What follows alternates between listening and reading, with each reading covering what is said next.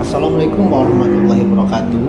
Ya teman-teman Purban Center, kali ini saya ingin berbagi cerita mengenai beberapa merek mobil yang ada di Indonesia. Salah satunya seperti merek Toyota Daihatsu, kemudian Honda, kemudian Suzuki, dan Nissan. Nah, video ini bisa memberikan pertimbangan bagi Anda yang ingin membeli suatu mobil baru ataupun mobil second tentunya. Nah, saksikan video ini sampai habis mengenai kelebihan dan kekurangannya secara umum tentunya.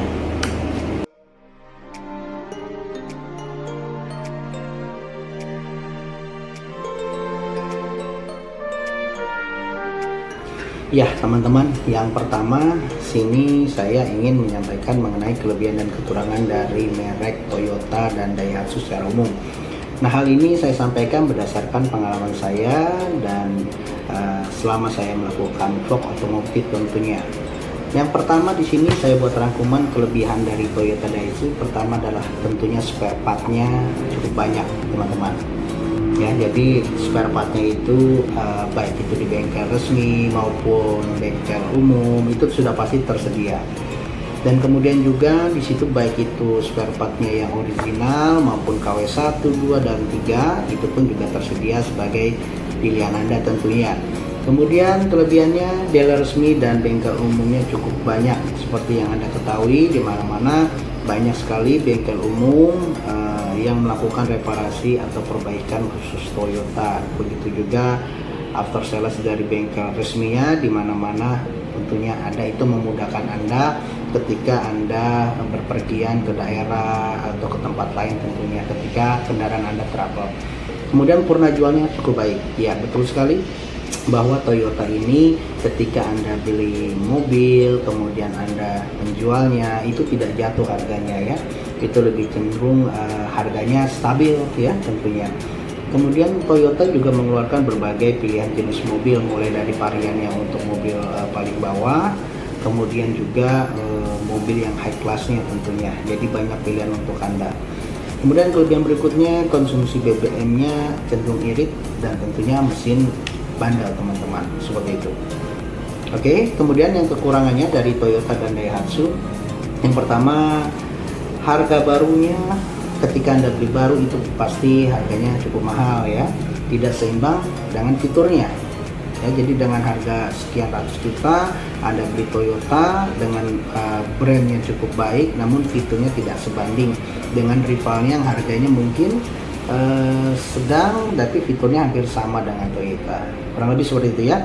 Jadi intinya ketika Anda beli baru itu harga mahal, tapi fiturnya menurut saya biasa saja, tidak sebanding dengan Anda membeli mobil baru.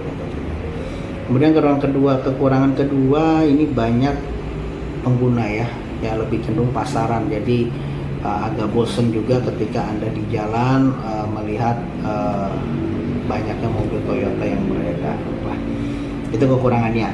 Nah, jadi Anda bisa ambil, namun saya tambahkan untuk Daihatsu itu harganya, kelebihannya cukup terjangkau dan jualnya, purna jualnya juga cukup baik ya. Itu saja, lain-lain hampir sama ya Toyota dan Daihatsu. Kemudian ini untuk Toyota dan Daihatsu ini cocok untuk Anda yang ingin menjadi pedagang jual beli mobil ya, karena Anda belinya bisa tawar murah, kemudian Anda jualnya tinggi ketika Anda mungkin reparasi. Jadi purna jualnya cukup baik untuk Anda berbisnis mobil tentunya. Dan untuk kendaraan operasional, karena spare partnya itu murah dan banyak tersedia, jadi cocok sekali ini untuk kegiatan operasional Anda. Kemudian untuk para pebisnis juga baik, karena dia Toyota ada tipe yang high class-nya. Jadi memang disarankan bagi teman-teman yang ingin membeli mobil second atau bekas, Anda bisa pilihan jatuh kepada Toyota. Kedua, merek Honda ya, secara umum kelebihannya. Yang pertama, kelebihannya itu modelnya keren ya, kan tidak ngebosenin. Jadi Anda bisa lihat beberapa varian produk dari Honda dengan tampilan model yang cukup keren ya, dinamis dan sangat baik sekali ya. Jadi untuk jangka waktu panjang tidak membosankan.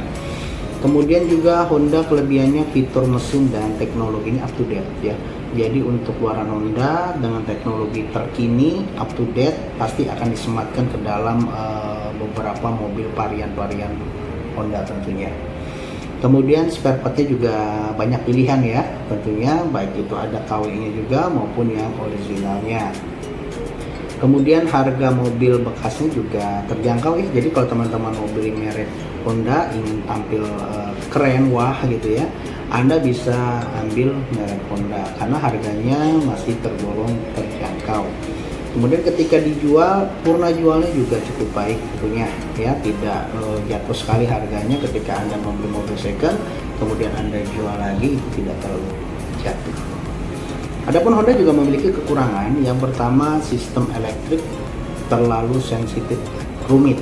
Ya, contoh misalkan, kalau mobil yang lain ketika Anda mau reset atau mencabut aki itu cukup dicabut, tinggal tunggu beberapa detik diikat kembali untuk akinya, otomatis secara sistem ECU-nya atau komputernya itu akan stabil seperti biasa. Nah, tidak demikian dengan Honda. Ketika Anda cabut aki, didiamkan beberapa saat, Anda kemudian pasang kembali, itu pasti ada beberapa sensor-sensor yang tidak support, yang Anda harus setting ke bengkel resmi atau dilakukan scanning terlebih dahulu. Itu salah satu contohnya. Kemudian untuk Honda kekurangannya mengenai pajak tahunannya ya, ini tergolong lebih mahal dibandingkan rival-rivalnya tentunya untuk bayar pajak tahunannya.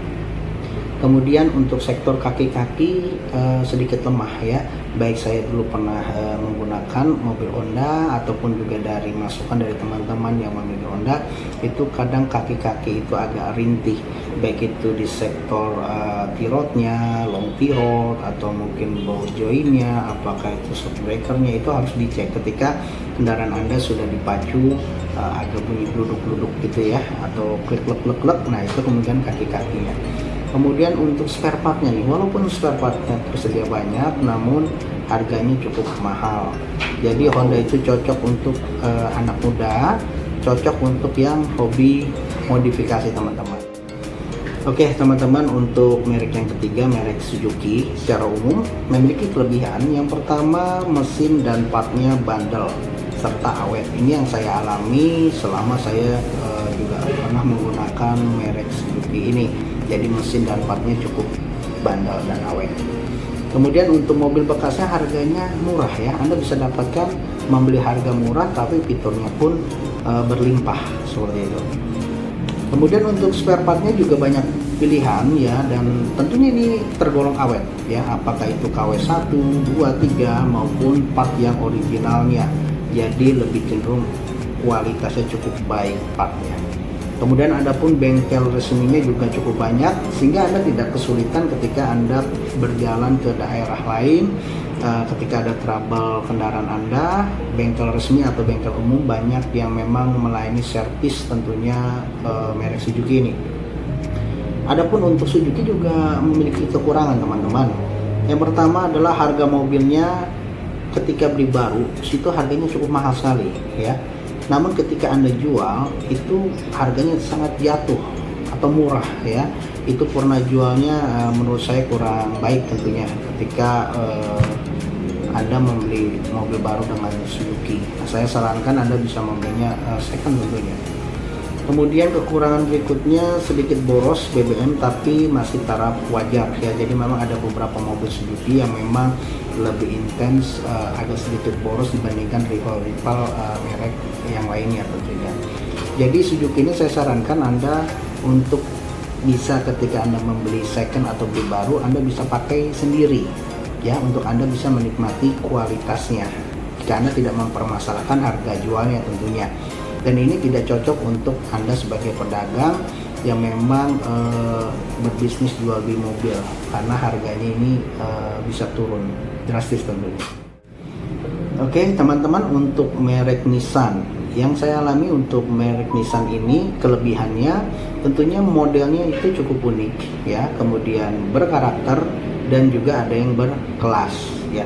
Jadi jika Anda ingin membeli mobil Nissan baik itu baru ataupun second, tentu brand Nissan ini lebih cenderung kepada jenis-jenis varian yang unik ya, kemudian berkarakter dan berkelas, sehingga disesuaikan dengan karakter Anda juga ketika Anda ingin membeli dan keperluannya untuk apa tentunya. Nissan pun juga memiliki kekurangan. Yang pertama, saya perhatikan itu bengkel resminya itu tergolong sedikit ya, tidak banyak ya. Kemudian juga partnya juga, spare partnya itu tergolong susah dan juga cukup mahal dibandingkan yang lainnya seperti itu. Kemudian untuk BBM-nya juga cenderung boros ya, jadi tidak irit menurut saya. Kemudian purna jualnya juga kurang baik nih, hampir mirip seperti Suzuki. Jadi Nissan itu ketika Anda jual mobil Anda itu tentu harganya juga akan cukup jatuh, tapi itu bisa terbantu jika Anda kualitas mobilnya Anda baik dan tahunnya, tergantung juga kondisinya tentunya ya. Tapi secara umum ini purna jualnya kurang baik. Nah, kemudian Anda bisa memilih mobil merek Nissan ini tentunya sangat cocok untuk Anda yang menjadi pilihan mobil kedua Anda tentunya, bukan mobil pertama menurut saya. Jadi kalau Anda sudah memiliki mobil merek lain, Anda ingin membeli mobil yang kedua, saya sarankan Anda juga bisa ambil mobil merek Nissan sebagai pilihan Anda kedua dan sebagai mobil hobi tentunya. Jadi seperti itu ya teman-teman. Tadi saya sudah paparkan mengenai kelebihan dan kekurangan dari merek Toyota dan Daihatsu, kemudian Honda, kemudian Suzuki dan Nissan tentunya. Ya, semoga bisa menjadi inspirasi untuk Anda semua dalam memilih suatu kendaraan yang Anda sukai tentunya. Nah, Anda bisa isi kolom komentar jika memang ada pertanyaan-pertanyaan, bisa nanti kami coba bantu untuk menjawabnya. Dan saksikan nanti untuk video selanjutnya untuk berbagai merek-merek mobil lainnya di part 2 tentunya. Demikian informasi yang saya sampaikan, mohon maaf jika ada kesalahan. Tentunya jangan lupa bagi yang belum subscribe, lakukan subscribe dari sekarang dan like dan share ke teman-teman Anda. Terima kasih telah menonton. Assalamualaikum warahmatullahi wabarakatuh.